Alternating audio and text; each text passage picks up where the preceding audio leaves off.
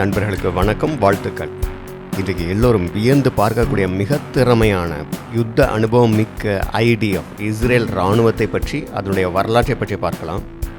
இப்போது இந்த ஏப்ரல் 21 22 இந்த காலகட்டத்தில் ஐடிஎஃப் டே அப்படின்னு இஸ்ரேலில் இதை கொண்டாடுறாங்க. இதுவரை இஸ்ரேலுக்காக யுத்தம் செய்து உயிரிழந்த மாவீரர்களை நினைவு கூறுவதற்காக இந்த ஐடிஎஃப் டே அப்படிங்கிற ஒரு நாள் அவங்க அனுசரிக்கிறாங்க. 1878 இருந்து இந்த இஸ்ரேலிய பிரதேசத்தில் யூதர்கள் குடியேற்றங்களை அமைக்க ஆரம்பித்தாங்க. அதற்கு முன்பும் அங்கே யூதர்கள் வந்துக்கிட்டு தான் இருந்தாங்க. ஒட்டமான் பேரரசான அவங்க குடியேறதை தடுத்து கொண்டிருந்தது. ஆனால் இந்த 1878 இருந்து தான் முதல் குடியேற்றம் ஏற்படுத்தப்படுது. இதற்கு பிறகு நிறைய குடியேற்றங்கள் அங்கே வருது.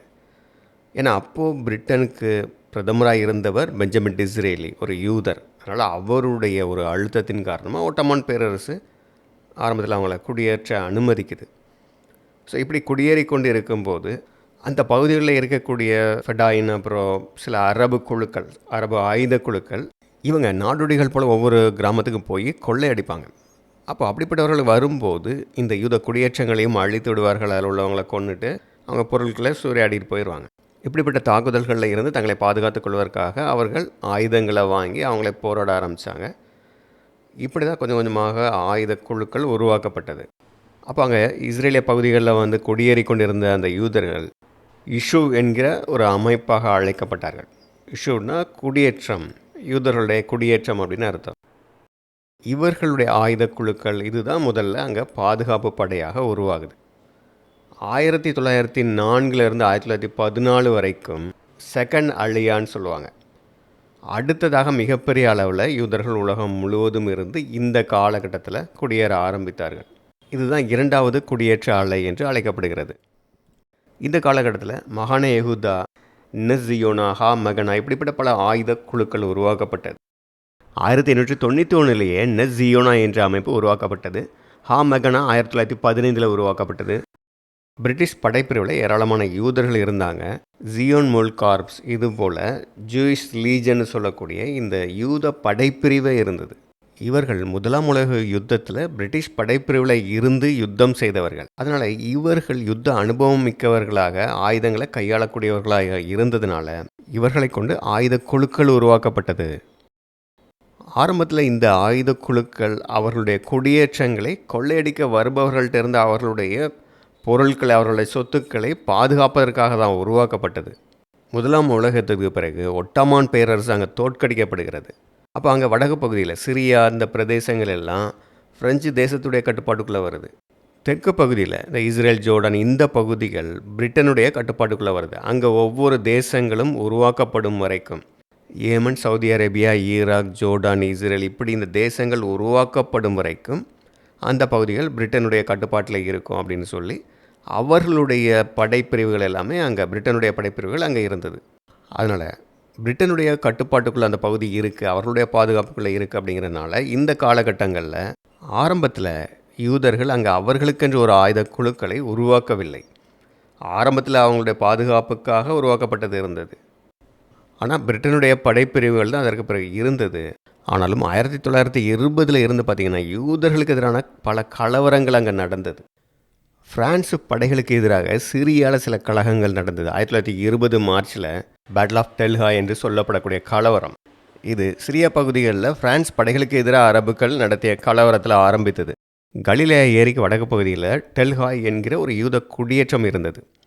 யூதர்கள் இங்கே குடியேறி ஒரு கிராமமாக இருந்தாங்க. இப்போ இந்த பகுதிக்குள்ளே இந்த அரபு ஆயுத குழுக்கள் வந்தாங்க. அவர்கள் நாங்கள் பிரெஞ்சு படைகளை தேடி வந்தோம் அப்படின்னு சொன்னாலும் இந்த கிராமத்துக்குள்ளே புகுந்து அங்கே இருந்த யூத ஆயுத குழுவோட யுத்தம் பண்ண ஆரம்பித்தாங்க. இதுதான் த பேட்டில் ஆஃப் டெல்ஹாய் அப்படிங்கிறது. 1920 நடந்த இந்த கலவரத்தில் அந்த டெல்ஹாய் நகரம் முழுவதும் சூறையாடப்பட்டு தீக்கிரையானது. அந்த குடியேற்றத்தையே யூதர்கள் கைவிட்டுட்டு அவங்க வேறு இடங்களுக்கு ஓடி போயிட்டாங்க. இதை தொடர்ந்து நபி மூசா கலவரம் என்கிற ஒரு கலவரம் எருசலேம் பகுதிகளில் நடந்தது. இங்கேயும் அரபு இஸ்லாமியர்கள் எருசலேமில் குடியிருந்த யூதர்களை தாக்க ஆரம்பித்தாங்க. இந்த மோதலில் 5 யூதர்கள் கொல்லப்பட்டார்கள், 4 அரேபியர்கள் கொல்லப்பட்டார்கள். பிரெஞ்சுக்கு எதிரான ஒரு கலகம் அப்படின்னு சொல்லப்பட்டாலும் யூதர்களுக்கு எதிரான வெறுப்பினால் யூதர்களை கொல்றது இப்படி யூதர்களுக்கு எதிரான கலகமாக மாறுது. இப்படிப்பட்ட யூதர்களுக்கு எதிரான கலகம் வந்த பிறகு யூதர்களுக்கு இந்த பிரிட்டன் படைகள் மேலே, பிரிட்டன் நிர்வாகத்தின் மேலே எந்த நம்பிக்கையும் இல்லாமல் போயிடுச்சு. ஏன்னா தொடர்ந்து எல்லா இடங்கள்லையும் அரபு கலக குழுக்கள் யூதர்களை கொள்ள ஆரம்பிக்கிறாங்க. அப்போ அங்கே பிரிட்டன் படைகள் இருந்தும் அவங்க அதை சரியாக கட்டுப்படுத்தலை, இவர்களை பாதுகாக்கவில்லை. அப்படிங்கிறதுனால தான் இந்த கலகங்களுக்கு பிறகு தான் யூதர்கள் தங்களுக்கென்று அமைப்புகளை ஏற்படுத்துவது அவசியம் அப்படின்னு உணர்ந்தாங்க. இதற்கு பிறகு தான் அவர்களுக்கென்று அமைப்புகள் உருவாக்கப்பட்டது. அப்படி தான் அவர்கள் தங்களை பாதுகாத்து கொள்வதற்காக ஆயுத குழுக்களை உருவாக்க ஆரம்பித்தார்கள். அப்போது இந்த யுஷூப் என்கிற இந்த யூத குடியிருப்புகளுடைய தலைவர்கள் தேசம் முழுவதுமாக ஒருங்கிணைக்கப்பட்ட ஒரு பாதுகாப்பு அமைப்பு தேவை அப்படிங்கிறத உணர்ந்தார்கள். அதனால் இந்த 1920 அரபு கலவரங்கள், யூதர்களுக்கு எதிரான வன்முறைகள், படுகொலைகளை நடத்தியது. அப்படிங்கிறதுனால ஜூன் மாதம் ஹாகனா என்கிற அமைப்பை உருவாக்குறாங்க. இப்படி அங்கே இஸ்ரேல் தேசம் முழுவதும் எல்லா யூத குடியிருப்புகளுக்கும் பாதுகாப்பை உறுதி செய்யும்படி இந்த அமைப்பை உருவாக்கினார்கள். முதல் உலக யுத்தத்தில் பங்கு பெற்ற யூத படைப்பிரிவில் இருக்கக்கூடிய வீரர்கள், இன்னும் சில ஆயுத குழுக்கள், இவைகளையெல்லாம் சேர்த்து தான் இந்த ஹாகனா உருவாக்கப்பட்டது. ஆனாலும் இன்னும் சில ஆயுத குழுக்களும் அங்கே உருவாக்கப்பட்டது. இர்கன், லெஹி, இது போன்ற அமைப்புகள் அங்கே உருவாக்கப்பட்டது. இவர்கள் அங்கே அரபுகளுக்கு எதிராகவும் பிரிட்டன் இராணுவத்துக்கு எதிராகவும் போராடினாங்க. இவர்கள் பிரிட்டன் இராணுவத்துக்கு எதிராகவே பல தாக்குதல்களை நடத்தினாங்க. கிட்டத்தட்ட ஒரு தீவிரவாத அமைப்பு போல தான் பிரிட்டன் இராணுவத்துக்கு எதிராக தாக்குதல்களை நடத்தியிருக்கிறாங்க. ஏன்னா பிரிட்டன் இராணுவம் யூதர்களுக்கு பாதுகாப்பு கொடுக்கவில்லை என்பது தவிர அவங்க அரபுகளுக்கு ஆதரவாக செயல்படுறாங்க என்பதாலும் இவர்கள் அதிக வெறுப்பை காட்டினாங்க. அதனால் பிரிட்டிஷ் அரசாங்கத்துக்கு இவங்க பெரிய தலைவலியாக தான் இருந்தாங்க. 2ஆம் உலக யுத்தத்துக்கு பிறகு 1948 இஸ்ரேலுக்கான ஒரு இராணுவ அமைப்பு உருவாக்கப்படணும் என்று பென்குரியன் முயற்சி செய்த போது, அப்போது இந்த ஹாகனாவில் இருந்து தான் இந்த இஸ்ரேல் டிஃபென்ஸ் ஃபோர்ஸை உருவாக்குனாங்க. அப்போது மற்ற ஆயுத குழுக்களான இந்த இர்கன், லெஹி அமைப்பையும் இந்த இஸ்ரேல் டிஃபென்ஸ் ஃபோர்ஸில் சேர்த்து கொண்டார்கள். ஆனால் இதில் பல பிரச்சனைகள் இருந்தது. ஆரம்பத்தில் இவங்களோட முழுமையாக ஒத்துழைப்பு கொடுக்காமல் தனிப்பட்ட அமைப்புகளாக இருந்தாங்க. அவர்களுக்கென்று பல தனியாக அமைப்புகளையும் அவங்களே தனியாக ஆயுதங்களை வாங்கிறது இதெல்லாம் செய்தாங்க. இதனால் அப்போது புதிதாக உருவாக்கப்பட்ட ஐடிஎஃப்க்கும் இந்த இர்கன், லெஹி அமைப்புகளுக்கும் சில மோதல்களும் வந்தது. ஆனால் பிறகு இதெல்லாமே ஒழுங்குபடுத்தப்பட்டது. ஆயுதங்களை வாங்குறது எல்லாமே ஐடிஎஃப் தான் செய்யணும். மற்ற ஆயுத குழுக்களை இருக்கிறவங்க ஐடிஎஃப்பில் முழுமையாக அதோடைய கட்டுப்பாட்டுக்குள்ளே ஐடிஎஃப்குள்ளே இணைந்து கொள்ள வேண்டும். இந்த தனிப்பட்ட அமைப்புகள், லெஹி, இர்கன் என்ற அமைப்புகள் முழுமையாக கலைக்கப்பட வேண்டும் என்கிற முடிவு எடுக்கப்பட்டது. இப்படி 1920 யூதர்களுக்கு எதிரான அரபுகளுடைய வன்முறை கலவரங்களால் இந்த யூதர்களுக்கான பாதுகாப்பு அமைப்பாக அந்த ஹாகனா உருவாக்கப்பட்டது. இதற்கு பிறகு நடந்த பல கலவரங்களில் இஸ்ரேல் மக்களை பாதுகாக்கக்கூடிய வேலையை இந்த ஹாகனா செய்தது. குறிப்பாக 1936-39 அரபுகளின் கலவரம் அங்கே பாலஸ்தீன பகுதி முழுவதுமே நடந்தது. அப்பொழுதும் இந்த ஹாகனா அமைப்பு தான் அவர்களுக்கு எதிராக இஸ்ரேலிய குடியிருப்புகளை பாதுகாக்கும் பணியில் செயல்பட்டது.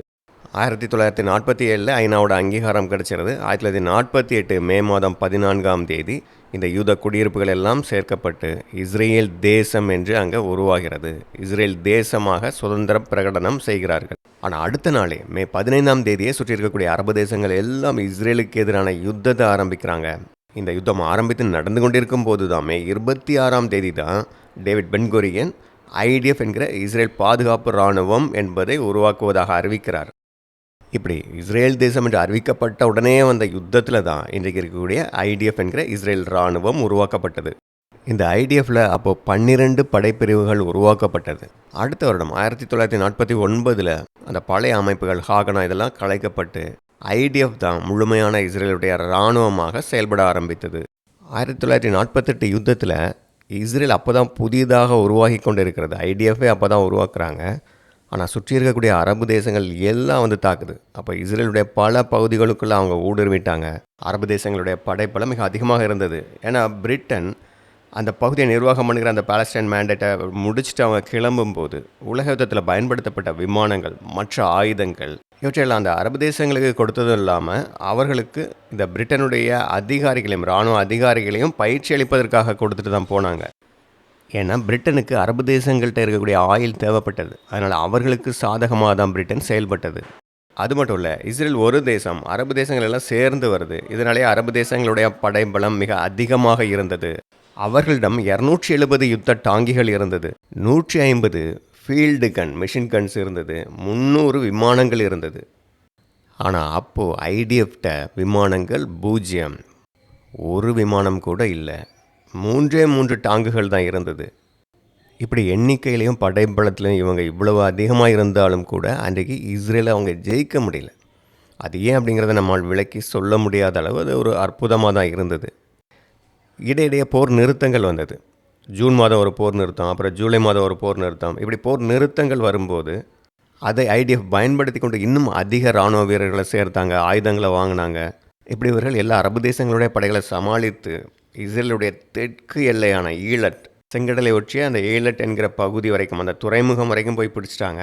இதேபோல் நாசரேத், வடக்க கலிலேய ஏரி பகுதி, தெற்க நேகோ பாலைவன பகுதி, இது எல்லாமே ஐடிஎஃப் தன்னுடைய கட்டுப்பாட்டுக்குள்ளே கொண்டு வந்தது. திரும்பவும் யுத்தம் ஆரம்பித்து அடுத்த வருடம் 1949 யுத்தம் நடந்தது. இந்த யுத்தம் முடியும் போது இஸ்ரேல் எகிப்து அப்படியே பின்னுக்கு தள்ளி அவங்ககிட்ட எகிப்து படையிட்ட காசா பகுதி மட்டும்தான் இருந்தது. அதே போல் மற்ற அரபு படைகளும் பின்னுக்கு தள்ளப்பட்டது. ஜோர்டான் இராணுவத்திட்ட யூதேயா மற்றும் சமாரியால சில பகுதிகள் இருந்தது. இன்றைக்கு வெஸ்ட் பேங்க்னு சொல்கிறோம், இந்த பகுதிகள் ஜோர்டான் இராணுவத்திட்ட இருந்தது. இப்படி தான் அந்த யுத்தம் முடிவடைந்தது. இதற்கு பிறகு இந்த யுத்தத்தில் இஸ்ரேல் அழிக்க முடியவில்லை என்பதால் ஜோர்டான், சிரியா, எகிப்து எல்லாம் சின்ன சின்ன தாக்குதல்கள் நடத்தினாங்க, தீவிரவாத தாக்குதல்கள். அவர்கள் எல்லைகளில் இருந்து இஸ்ரேலுக்குள்ளே ஊடுருவி போக சில தீவிரவாதிகளை அனுப்புவாங்க. இவங்க இஸ்ரேல் குடியேற்ற பகுதிகளில் தாக்குதல் நடத்துவாங்க. அப்போ இந்த காலகட்டத்தில் இந்த மாதிரி தாக்குதல்களை தடுக்கிறது, அதற்கான திருப்பி தாக்கும் தாக்குதல்கள், ரிப்ரெசல் அட்டாக்னு சொல்லுவாங்க, இதையெல்லாம் இந்த ஐடிஎஃப் செய்து கொண்டிருந்தது. இதற்காகவே தான் ஐடிஎஃப்பில் யூனிட் 101 என்பதை உருவாக்கினார்கள். இவர்கள் தீவிரவாத தாக்குதல்களுக்கு பதிலடி கொடுப்பாங்க. இப்போ ஜோர்டானில் இருந்து ஊடுருவி ஒரு தீவிரவாத தாக்குதல் நடத்தினாங்கன்னா இவங்க திரும்ப ஜோர்டான் எல்லைகளுக்குள்ளே புகுந்து அங்கே எங்கேருந்து இந்த தீவிரவாதிகள் வந்தாங்களோ அந்த நகரத்தை அல்லது கிராமத்தை பெரிய அளவில் தாக்குதல் நடத்தி சேதத்தை உண்டு பண்ணுவாங்க. இன்றைக்கு ஐடிஎஃப் இஸ்ரேல் மேலே தீவிரவாத தாக்குதல்கள் வெளியிருந்து நடக்கும்போது சிரியாலையோ அல்லது லெபனான், ஈரான் வரைக்கும் போய் தாக்குதல் நடத்துகிறாங்க இல்லையா, இந்த ஸ்ட்ரைக் ஃபோர்ஸுக்கு ஒரு ஆரம்பமாக இருந்தது தான் இந்த யூனிட் 101. 1948 வார் முடிந்த பிறகு 1950 56 வரைக்கும் இஸ்ரேல் அந்த ஐடிஎஃப் ஒரு முழுமையான நவீன இராணுவமாக்கும் முயற்சியில் ஈடுபட்டார்கள். இந்த காலகட்டத்தில் தான் முதல் முறையாக இஸ்ரேல் ஏர்ஃபோர்ஸ் உருவாக்கப்பட்டது. பல ஆயுதங்களை உருவாக்குனாங்க, புதிய அமைப்புகளை உருவாக்குனாங்க. இப்படி அந்த இராணுவம் முழுமையாக கட்டமைக்கப்பட்டது. இப்படி இஸ்ரேல் ஒரு வலிமையான நவீன இராணுவ அமைப்பை உருவாக்கிவிட்டது என்பது 1956 நடந்த சூயஸ் யுத்தம் மூலமாக வெளிப்பட்டது. இந்த சூயஸ் கனல் யுத்தத்தை பற்றி நாம் அடுத்த பகுதியில் பார்க்கலாம். நன்றி.